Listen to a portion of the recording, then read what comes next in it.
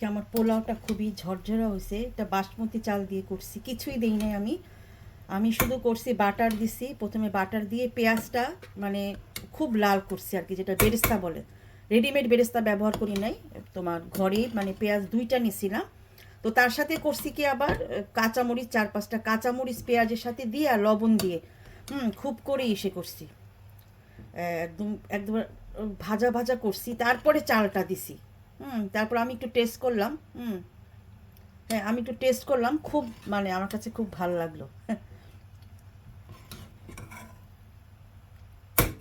ওই যে আমরা বলি না যে না পোলাও, পোলাও রান্না করতে তুমি কিন্তু আমি এখানে আমরা বাটার দেই এখানে। আর অনেক ফ্যামিলি বাটার পছন্দ করে বা হেলথের কথা চিন্তা করে বাটারটা ব্যবহার করে, কিন্তু নর্মাল তেল দিয়ে কিন্তু রান্না করা যায়। কিন্তু চালটাকে তোমার খুব ভাজতে হবে। যদি শুধু তুমি পানির মধ্যে ইসে করো, আমি একটু খেয়ে দেখলাম যে চালটা মানে ঝরঝরা হয়েছে।